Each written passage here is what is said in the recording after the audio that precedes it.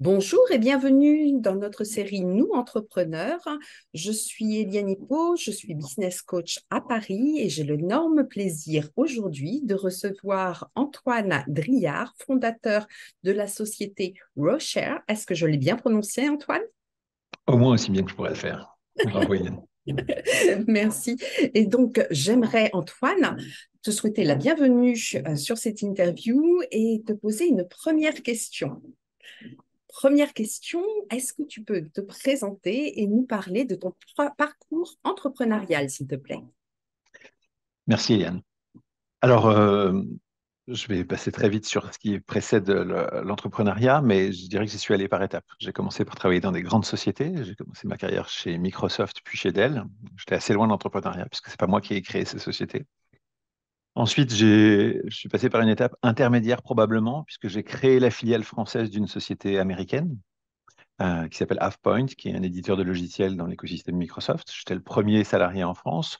Quand je dis salarié, au début, j'avais même pas de contrat de travail, et c'est au bout de 3 mois qu'on s'est mis d'accord sur les conditions de mon contrat de travail, et je travaillais déjà depuis un moment. J'y ai passé 5 ans, ça s'est bien passé, et puis je suis passé ensuite à une étape qui continuait de s'en rapprocher, puisque j'ai rejoint une société française à taille humaine euh, qui a une activité de service qui s'appelle SoftFluent, qui a une activité de service, expertise sur les technologies Microsoft, mais au sein de sa société pour lancer leur activité d'édition de logiciels. Parce D'accord. que je les ai rejoints en 2015 et début 2018, quand cette activité a commencé à prendre, eh ben, on a créé une filiale avec mon patron et j'ai pris la tête de cette filiale. Et donc c'est cette filiale que je dirige aujourd'hui et qui est très majoritairement dédiée à l'édition, la commercialisation de Rocher, Rocher en France. Alors, merci pour cette introduction. Est-ce que tu peux nous en dire un peu plus sur tes clients, ceux à qui tu t'adresses et ce que tu leur proposes d'unique? Tout à fait. Alors, on y reviendra sûrement, mais après quelques allers-retours, aujourd'hui, mes clients, ils sont dans le monde entier, ce qui est à la fois un avantage, le marché est grand, mais c'est un défi parce que le marché est grand. On vend euh, un logiciel SaaS pour la majorité de nos clients. On le vend exclusivement à des entreprises, donc en B2B. On vend un logiciel qui sert, pour faire simple, à, à tous les cas où dans des entreprises, on s'échange des fichiers Excel. C'est-à-dire que quand dans une entreprise, tu envoies des fichiers Excel à des collègues, des filiales, des agences, pour leur demander de rajouter de l'information dedans, de le compléter, de l'enrichir, et ensuite tu récupères cette information, tu la consolides pour en faire quelque chose, typiquement du reporting, et ben c'est ce scénario-là qu'on adresse, pour éviter ces découpages, ces envois, et en préservant une confidentialité assez forte. Et donc ça, on le vend à des entreprises, on va dire, quasiment de toute taille, en général distribuées quand même, c'est-à-dire qu'il y a des gens qui travaillent à plusieurs endroits.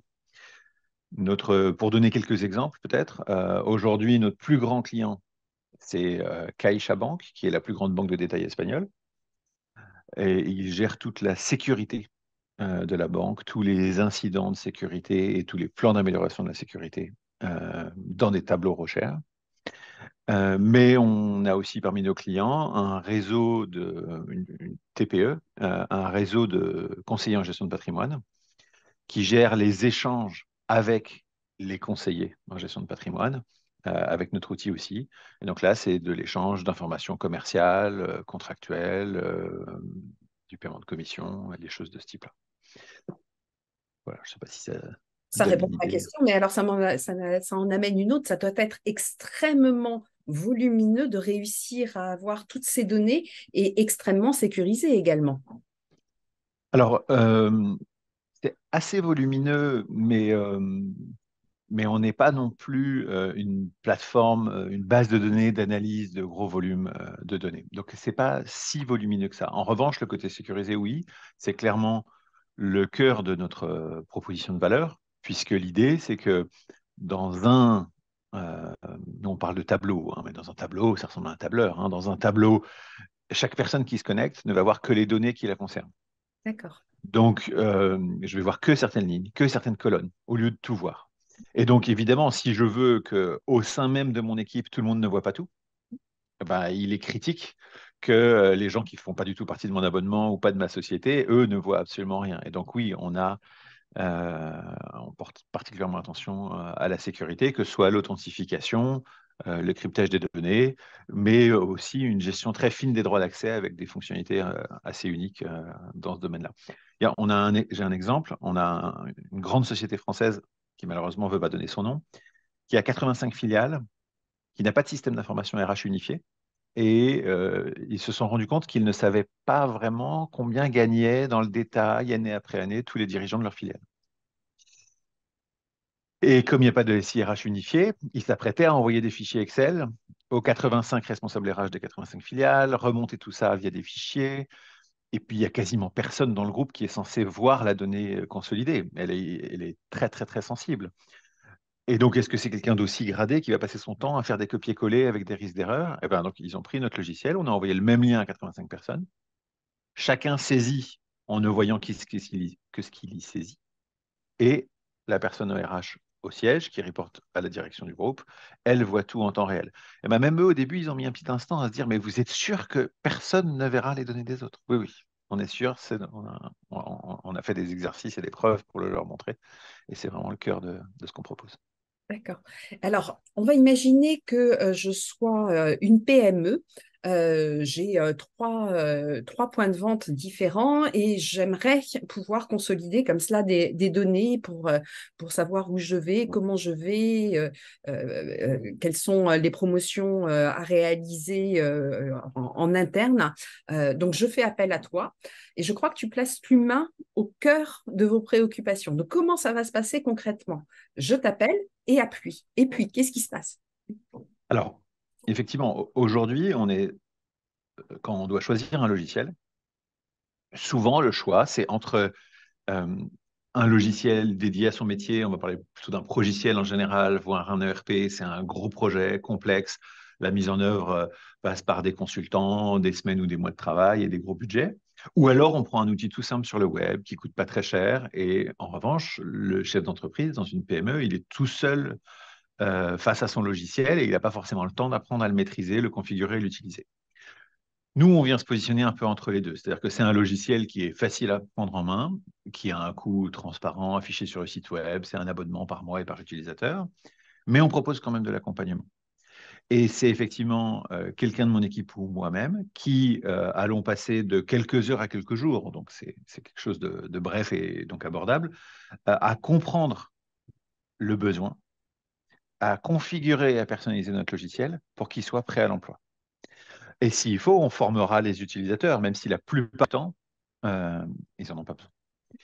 Et donc, c'est comme ça qu'on se retrouve, nous, à devenir, pas des spécialistes évidemment, mais relativement sachants dans des domaines comme le calcul des commissions et la motivation des commerciaux, le suivi des plans de partenariat entre des filiales et des réseaux de franchisés ou des choses de ce type-là. D'accord. Donc, concrètement, tu m'appelles, on passe un ou deux appels à ce que je comprenne bien ton besoin et valider qu'on sait y répondre, puisque évidemment, on ne sait pas tout faire. Et si oui, si moi je suis convaincu, eh ben, je vais te convaincre.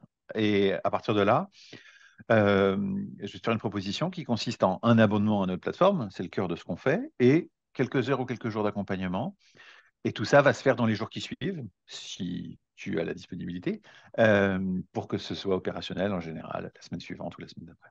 Et je crois que ton outil est particulièrement simple d'utilisation et de prise en main, effectivement, et extrêmement convivial également, hein. Je crois que vous avez beaucoup travaillé sur cette partie-là. On y a beaucoup travaillé, mais pendant longtemps, on a cru que ça suffirait. Et on a pendant longtemps commercialement, on s'est dit, eh ben, en fait, on va faire que ce soit en sorte que ce soit simple. Et les gens vont nous trouver, et ils vont découvrir notre logiciel et ils vont apprendre à s'en servir tout seuls. Et la beauté du modèle, c'est que justement, il n'y aura même pas besoin de les accompagner. Et en fait, notre activité se porte beaucoup mieux depuis qu'on a décidé de quand même proposer de l'accompagnement. Et ça a même changé significativement les choses, puisque nos interlocuteurs, ce pas des équipes informatiques et en général, ils n'ont pas le temps de monter en compétence sur un logiciel, aussi simple soit-il. Et puis, ce qu'ils faisaient avant, ils le faisaient déjà. Ils ont des fichiers Excel, des feuilles Google Sheets ou des choses comme ça. Et il faut les convertir, transférer les données. Et tout ça, clairement, ils ont rarement le temps de le faire. Merci beaucoup. Est-ce que tu penses qu'il y a une fausse idée, une incompréhension qui existe sur ton métier et que tu aimerais ici partager ou mettre à mal, Alors, exactement? oui, il y en a, c'est sûr. Et je pense à une en particulier qui est plutôt répandue dans mon environnement personnel. Euh, c'est que, comme je suis à la tête d'une société d'informatique, on développe, on commercialise un logiciel, hein, c'est un logiciel dans le cloud, et bien donc, je fais de l'informatique. Et pour, euh, pour la plupart de mon entourage amical, familial, dans leur esprit, je fais de l'informatique. Alors, faire de l'informatique, pour eux, ça inclut même de pouvoir réparer des PC. Euh, mais même si on va un petit peu plus précisément et qu'on comprend ce que c'est qu'un logiciel comme le nôtre, eh ben, ils imaginent donc que je suis développeur, puisque ma société, c'est de l'informatique. Et donc, il y a cette forme de confusion entre l'activité de ma société et mon activité. En fait, l'activité de ma société, c'est développer et commercialiser le logiciel. Et pour être franc, moi, aujourd'hui, mon activité, c'est plutôt de la commercialiser que de développer. Je délègue la partie développement. Alors, je ne sais pas si ça va te rassurer, mais de nombreux chefs d'entreprise éprouvent la même difficulté à faire comprendre qu'ils sont chefs d'entreprise et que ce n'est pas du tout la même chose et qu'il ne faut pas confondre avec l'activité principale de la société. Ce sont deux choses totalement différentes. Je te remercie pour ce témoignage. Euh, Quelle est la plus grande opportunité que tu vois dans ton secteur pour les mois à venir? Pendant longtemps, on a essayé de commercialiser notre produit Rocher de façon très généraliste, comme s'il pouvait servir un peu à tout et à tout le monde. Et puis, on a progressivement resserré le positionnement, travaillé sur la persona, sur notre cible. Et j'ai la conviction aujourd'hui qu'il y a quelque chose à faire avec les réseaux.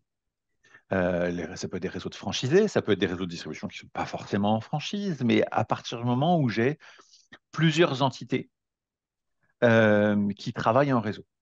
Et pourquoi? Parce que dès que j'ai un réseau, avec en général une notion d'activité commerciale à un moment dans ce réseau, eh bien, j'ai certaines activités qui vont être très bien outillées et d'autres qui le seront moins. Typiquement, si je fais de la distribution, on peut imaginer que mon stock, mon approvisionnement, mon reporting sur mes ventes, j'ai un logiciel pour ça. Le réseau a investi dessus, c'est le cœur du métier, il faut que ce soit bien fait, sauf peut-être au tout début.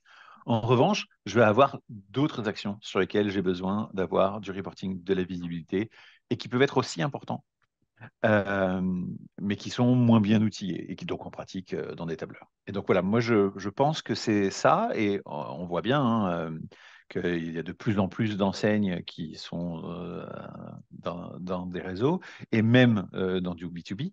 Donc je pense que c'est probablement la zone de croissance, enfin l'opportunité de croissance principale sur laquelle je vais miser dans les prochains mois. D'accord. Alors, comment est-ce que tu vois, toi, ton rôle évoluer au sein de ton entreprise? Puisqu'on parlait justement de la confusion des genres entre l'activité de l'entreprise et l'activité de chef d'entreprise, comment est-ce que tu vois ton rôle évoluer? Puisque tu me disais tout à l'heure que parfois tu étais en contact direct avec ton client final. Comment est-ce que tu vois les choses pour toi? Alors, je suis à la tête d'une start-up. Et au tout début, on fait tout quand on crée une startup. Et puis, quand elle grandit, que l'équipe s'étoffe progressivement, hein, dans mon cas, c'est n'a pas été instantané puisqu'on n'a pas fait de levée, mais qu'on croit de façon organique. Euh, Mon rôle se spécialise au fur et à mesure que je délègue des pans différents de mon activité. En théorie, la partie que j'ai toujours déléguée, c'est le développement. Mais il se trouve que c'est seulement il y a quelques temps que j'ai arrêté d'avoir un environnement de développement sur mon PC quand même. Mais aujourd'hui, j'ai le product management, la stratégie marketing, même si c'est pas moi qui réalise toutes les activités marketing, le, l'activité commerciale à proprement parler, et puis un certain nombre d'autres activités de chef d'entreprise, eh bien, je vois mon poste évoluer en choisissant lesquelles de ces activités je délègue au fur et à mesure que j'ai les moyens d'étoffer mon équipe et lesquelles je conserve. Et il y a un cas qui est pour moi emblématique, c'est l'activité commerciale et la prospection commerciale. En fait, c'est pas celle vers laquelle je me tourne le plus spontanément, mais tant que je n'ai pas complètement trouvé mon product market fit, c'est-à-dire l'adéquation entre mon produit et mon marché, je considère que c'est important que je reste très impliqué sur ce sujet-là parce que c'est en tant que fondateur euh, et aussi à la tête du produit que je peux sentir dans quelle direction il faut aller. Et en ce moment où les taux de transformation s'améliorent et où le business s'accélère, eh ben, il faut trouver le bon point d'inflexion pour me dire, OK, est-ce qu'on est au bon moment pour commencer à déléguer cette activité-là aussi? Et c'est assez intéressant de demander, est-ce que je garde ce que je préfère faire ou est-ce que je garde ce qui est le plus stratégique à court terme pour mon entreprise? Alors, on pourra en discuter si tu le souhaites, mais effectivement, le cœur de toute activité, enfin, de toute entreprise, c'est l'activité commerciale, c'est le moteur et c'est un point névralgique. Une question que j'aime beaucoup poser, Antoine, c'est si tu te rencontrais adolescent, on va imaginer que tu te vois adolescent, est-ce qu'il y a un conseil que tu aimerais donner au jeune Antoine maintenant que tu as un parcours un peu plus établi? Est-ce qu'il y a quelque chose que tu aimerais lui dire? À part acheter des bitcoins, quelque chose de peut-être un peu plus profond. Euh, c'est difficile parce qu'en fait, j'ai, c'était il y a longtemps, adolescence, et il y a 30 ans, et euh, je pense comme à peu près tout le monde, beaucoup changé. J'ai pris confiance en moi significativement, et ce serait tellement facile de dire, vas-y, ose. Euh, c'est ça que j'aimerais dire, mais je ne vois pas bien ce qui ferait que j'y aurais particulièrement cru à l'époque, parce que euh, c'est un cheminement, c'est pas une transformation qui s'est faite sur un conseil. Donc, c'est ça que j'aurais envie de dire, sans être persuadé que ça aurait un résultat Que tu serais. fondamental. Alors, quand tu t'es lancé dans l'entrepreneuriat, donc il y a eu saisie d'une opportunité, mais comment s'est comporté ton entourage amical, familial, les gens qui étaient autour de toi? Qu'est-ce qu'ils t'ont dit? Est-ce que le support des gens qui nous entourent est quelque chose d'important?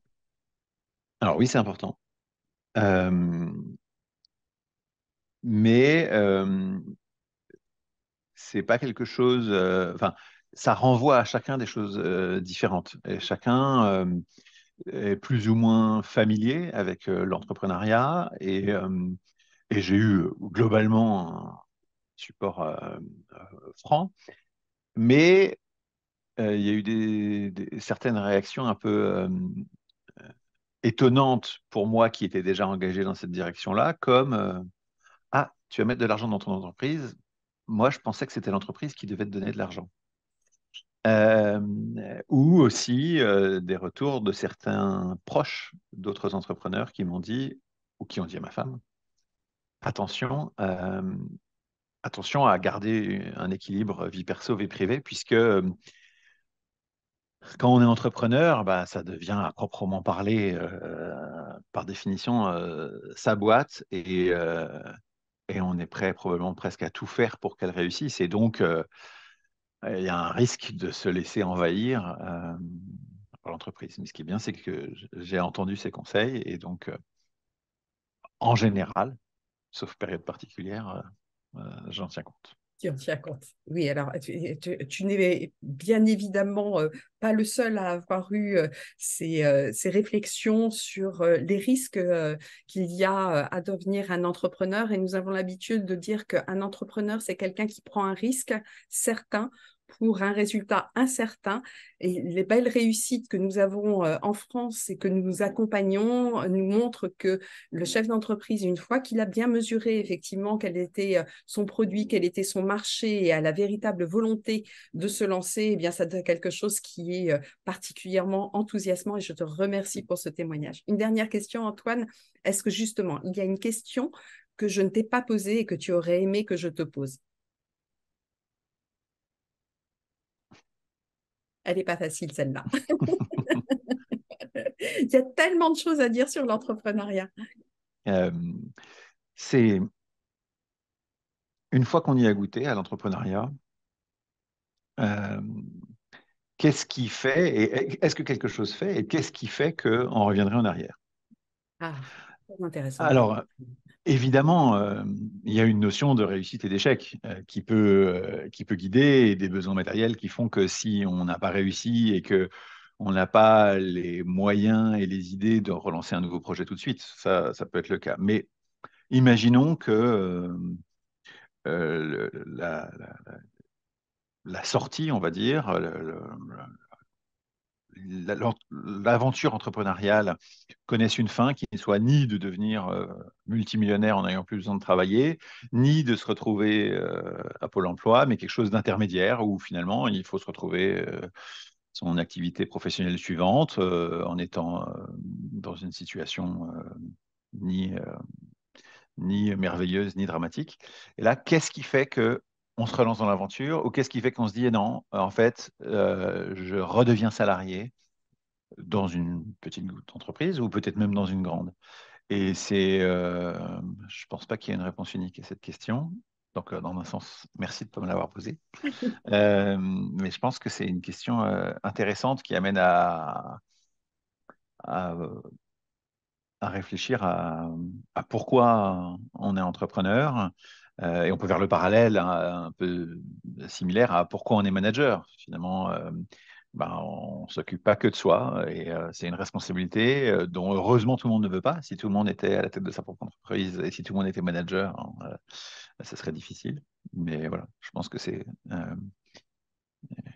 une question ouverte, Et à laquelle intéressante aussi. chacun, effectivement, doit répondre en fonction de sa sensibilité, de son parcours, de ce que l'on appelle son why, son pourquoi. Qu'est-ce qui fait que on s'est lancé à un moment. De nombreux entrepreneurs ont eu beaucoup d'échecs avant de performer et s'ils ont rebondi, effectivement, c'est le moteur qu'ils avaient entre eux, en eux, qui a fait qu'ils se sont relancés dans une nouvelle aventure, mais en ayant, et c'est ce que les anglo-saxons ont parfaitement compris, me semble-t-il, c'est en ayant appris de ses erreurs précédentes. Et c'est bien tout l'objet de l'entrepreneuriat. Ce n'est jamais un parcours linéaire. Il y a toujours des hauts, des bas. L'important, c'est d'en tirer des leçons. Merci beaucoup, Antoine, du temps que tu nous as accordé. Merci pour ce superbe témoignage. Nous mettrons dans le descriptif de la vidéo, bien entendu, tous les liens pour pouvoir te retrouver facilement. Je te souhaite une excellente journée. Je te remercie et te dis à très bientôt. Au revoir. Merci Yann, bonne journée, à bientôt. Bonne journée. Au revoir.